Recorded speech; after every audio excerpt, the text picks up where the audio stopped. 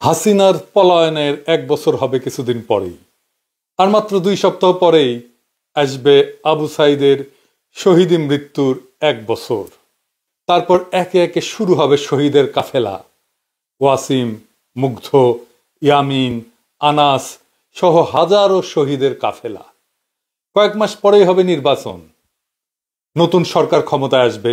কিন্তু প্রশ্ন হচ্ছে, আমরা কি হাসিনার ফ্যাসিবাদী শাসনের অবশেষ সরাইবার পারছি?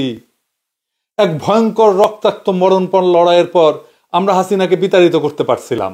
আজ 1 বছর পরে আমরা হাসিনার শাসনের অবশেষ কি দূর করতে পারছি? এই বিরাট প্রশ্নের মুখে দাঁড়াইলে আমরা বিহ্বল হয়ে যাই। না, পারি নাই। কেন পারি নাই? আর কি করলে এখনো এটা পারা সম্ভব, সেটা নিয়ে আজকের আলাপ। আজকের আলাপের লক্ষ্য হাসিনা পলায়নের বর্ষপূর্তিতে ফ্যাসিবাদের শেষ চিহ্ন মুছে দেওয়া। আসেন আল্লাহর নামে শুরু করি। পুরা বিষয়টা বোঝার জন্য, পুরা পরিকল্পনা, পুরা স্ট্র্যাটেজি বোঝার জন্য, কেন এই স্ট্র্যাটেজি নিয়ে আসছি, সেই জন্য আমাদের একটু পিছনে ফিরে যাইতে হবে। পুরা ব্যাপারটা না হলে আমরা বুঝতে পারবো না। আপনারা নিশ্চয়ই জানেন, আওয়ামী লীগের কর্মীদেরকে 1971 সালে মুজিব বাহিনীতে যুক্ত করে ইন্ডিয়াতে ট্রেনিং করানো হয়। ছাত্রলীগের নেতা কর্মীরাই মুজিব বাহিনীর প্রশিক্ষণের সুযোগ পাইত। নেতৃস্থানীয় ছাত্রলীগ নেতা কর্মীদের প্রশিক্ষণ দেওয়া হইতো দেরাদুনে, উত্তরপ্রদেশের। আর সাধারণ কর্মীদের প্রশিক্ষণ দেওয়া হয়েছিল আসামের হাফলং প্রশিক্ষণ কেন্দ্রে। এই 2 প্রশিক্ষণ কেন্দ্র সহ মুজিব বাহিনীর সামগ্রিক কার্যক্রম পরিচালিত হইত মেজর জেনারেল SS উবানের নেতৃত্বাধীন স্পেশাল ফ্রন্টিয়ার ফোর্স এবং রয়ের তত্ত্বাবধানে। এখানে শুধু অস্ত্র চালানোর প্রশিক্ষণই দেওয়া হতো না, রাজনীতি প্রশিক্ষণ দেওয়া হইতো। বাংলাদেশ রাষ্ট্র হিসাবে কেমন হবে সেইটার প্রশিক্ষণও দেওয়া হইতো। মুজিব বাহিনীর 4 কমান্ডার ছিল, এই যে দেখেন উবানের সাথে বসে আছে। তারা তাদের পিতৃপ্রদত্ত নামটাও বদলায় ফেলছিল। শেখ মনির নাম ছিল মনি দে, তোফায়েল আহমেদের নাম ছিল টিকে রায়, আব্দুর রাজ্জাকের নাম ছিল রাজেন্দ্র, আর সিরাজুল আলম খানের নাম ছিল সরোজ কুমার। আওয়ামী লীগের যে মুখপাত্র ছিল বাংলার বাণী, সেটাও কলকাতা থেকেই ছাপানো হইতো প্রথম। টেকাও দিত এই এই মুজিব বাহিনী পরে রক্ষী বাহিনীতে রূপান্তরিত হয়। 111-এর জেনারেল মাসুদউদ্দিন চৌধুরী রক্ষী বাহিনী থেকে আসা। এই মুজিব বাহিনী বাংলাদেশের রয়ের প্রশিক্ষিত প্রধান রাজনৈতিক শক্তি। বিজেপির যেমন RSS, ঠিক তেমনি বাংলাদেশ আওয়ামী লীগের মুজিব বাহিনী। মুজিব বাহিনীর সদস্য কে ছিল সেটা দিয়ে বুঝতে পারবেন আওয়ামী জামানায় কার কত পাওয়ার ছিল। আওয়ামী লীগের কোর পাওয়ার হাউসে মুজিব বাহিনীর সাথে সংশ্লিষ্ট না হইলে আপনি স্পেসই পাবেন না। যেমন ধরেন ছাত্রলীগের সাদ্দাম হোসেন, ওর বাবা মুজিব বাহিনীর ডেপুটি কমান্ডার ছিল। শাহজাহান খান, মোস্তফা জব্বার, মুজিবুল হক, এরাও মুজিব বাহিনীর। হাসানুল হক কিন্তু জাসদ কইরা এত গুরুত্বপূর্ণ কেন ছিল? কারণ সেও মুজিব বাহিনীর লোক। এই মুজিব বাহিনী জাসদে রূপান্তরিত হয়। এই জন্যই বলা হয় জাসদ রয়ের বিশেষ কোনো পারপাস সার্ভ করার জন্য তৈরি করা হয়েছিল। জোকার হামিদ মুজিব বাহিনীর লোক ছিল, সুপ্পু মুজিব বাহিনীর লোক ছিল। হাসিনা মুজিব বাহিনীর বাইরে কাউরে প্রেসিডেন্ট বানাইতো না শেষ দিকে। এই সুপ্পু এখনো আছে, এখনো সে বাংলাদেশের প্রেসিডেন্ট হইয়া এস আলমের কর্মচারী ছিল। মালয়েশিয়া আর দুবাইয়ের রেসিডেন্ট কিন্তু সুপ্পু একটা 3rd ক্লাস বটতলার উকিল ছিল। ওই হাসিনার পা ছুঁয়ে সালাম করতো, পা ছুঁয়ে পদধূলি নিত রেগুলার দেখা করতে গেলে। এটাই হারামজাদার কাছে শোনেন, নিজের মুখে শুনেন। গত 3 মাস ধরে মাননীয় প্রধানমন্ত্রীকে সালাম করতে গেলে উনি আমার সালাম নিতেন না। তা আমি দেখতাম যে ওনার চরণের ধুলো আমি পাই না। আমার মিশ্র প্রতিক্রিয়া হচ্ছিল যে উনি কেন আমার সালাম নেন না। না, থাক থাক বলে। শুনিছেন কি মাল?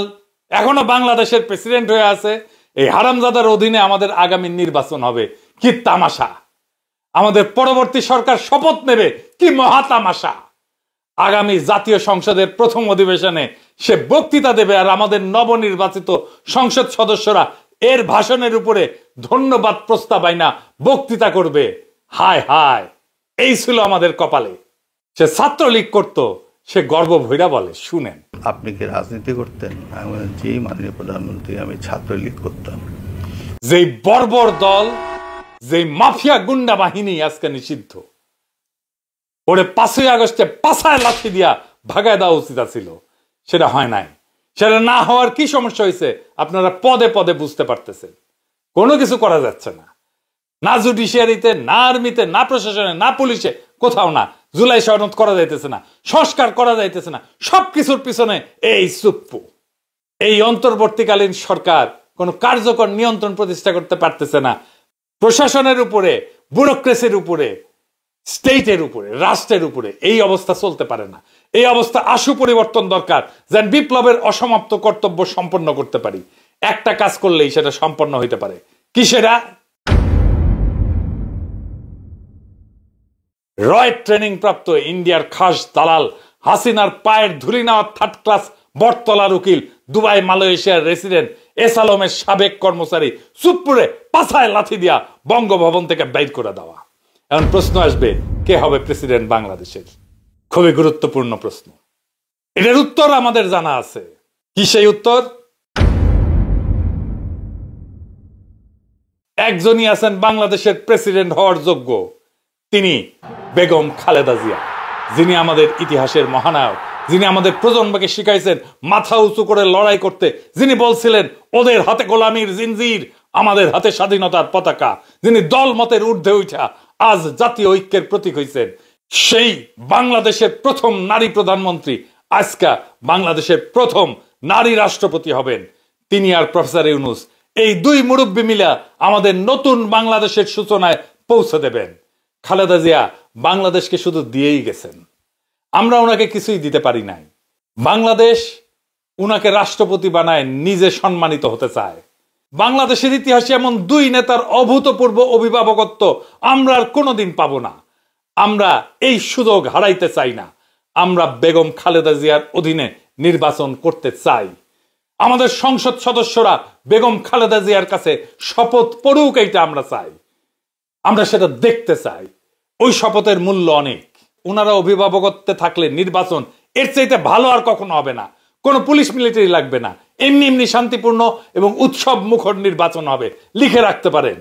এইবার প্রশ্ন, বিএনপির কি হবে? উনি তো চেয়ারপারসন বিএনপির। ন্যাচারালি বিএনপির দলীয় পদে বেগম খালেদা জিয়া থাকতে পারবেন না। প্রেসিডেন্ট হলে সেই পদ ছাড়তেই হবে। তারেক রহমান এখন যথেষ্ট ম্যাচিউরড।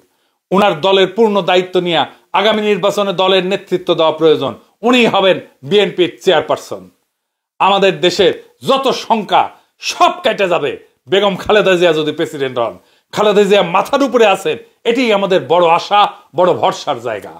এটাই বাংলাদেশের নিরাপত্তা। উনি আমাদের আয়ু নিয়ে বেঁচে থাকুন। যতদিন আমাদের মধ্যে আছেন তিনি মহামান্য রাষ্ট্রপতি হিসেবেই থাকবেন। আর এই কাজ করতে হবে আগামী 5ই আগস্টের আগেই। আমরা খালেদা জিয়াকে নিয়েই ফ্যাসিবাদের পতনের বর্ষপূর্তির উৎসব করতে চাই। বর্ষা বিপ্লবের পর একটা বছর কেটে গেছে। হাসিনা পালাইছে সত্যি, কিন্তু সে ফেলে গেছে একটা ছায়া, ফ্যাসিবাদের ভারতীয় দালালির আর রাষ্ট্রীয় দখলদারিত্বের ছায়া। আজ আমরা সেই ছায়ার নিচে শ্বাস নিতে পারি না, কথা বলতে পারি না, বিচার করতে পারি না। শহীদের রক্ত এখনো শুকায় নাই। ইয়ামিন, মুগ্ধ, আবু সাইদের শোক আমাদের শিরায় বয়ে চলতেছে। আমরা হাসিনাকে তাড়াইছি, কিন্তু তার রেখে যাওয়া সুপ্পুদের তাড়াইতে পারিনি। এস আলমের কর্মচারী, দুবাই মালয়েশিয়ার রেসিডেন্ট, প্রশিক্ষিত মুজিব বাহিনীর ধুলি ধরা রিক্রুট এখনো বঙ্গভবনে বসে আমাদের বিপ্লবের মুখে থুথু ছুঁড়ে দিচ্ছে। এই লজ্জা মুছতে হবে। এই অসমাপ্ত বিপ্লবকে সম্পন্ন করতে হবে। এই পচা কাঠামো থেকে জাতিকে মুক্ত করতে হলে এখনই দরকার সেই ঐক্য, সেই আগুন যেটা ছিল বর্ষা বিপ্লবে, যেটা ছিল শাপলা চত্বরে, যেটা ছিল প্রত্যেকটা শহীদের মুখে। আমরা মাথা নোয়াবো না, আমরা দিল্লির দাসত্ব মানব না। আর তাই সময় আসছে বাংলাদেশের প্রথম নারী রাষ্ট্রপতি বেগম খালেদা জিয়াকে বঙ্গভবনে অধিষ্ঠিত করার। সময় আসছে প্রফেসর ইউনূসের মতো নিরপেক্ষ অভিভাবককে দিয়ে অন্তর্বর্তীকালীন সরকারকে দৃঢ় নেতৃত্বে প্রতিষ্ঠিত করার। সময় আসছে শহীদের কবরের কাছে দাঁড়ায় শপথ নেওয়ার। এই বাংলাদেশ আর কখনো রয়ের অনুগত থার্ড ক্লাস বটতলার দালালদের হাতে তুলে দেওয়া হবে না। আসেন বুকে হাত রাখি, এই 1 বছরের ভুল শুধরাই, পচা কাঠামো ভেঙা ফ্যাসিবাদের শেষ দাগটুকু মুছে ফেলি। শহীদের রক্ত, আমাদের মা বোনদের কান্না আর আগামী প্রজন্মের মুক্ত নিঃশ্বাস, এই 3টা জিনিস আমাদের তাড়না দিক, আমাদের সাহস দিক, আমাদের পথ দেখাক।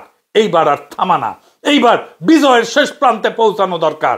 বাংলাদেশ বাঁচবে, বাংলাদেশ জায়গা উঠবে, বাংলাদেশ জিতুক। আমরা সবাই চাই বাংলাদেশকে আমরা জিতায়ে ছাড়বো ইনশাল্লাহ। ইনকিলাব জিন্দাবাদ।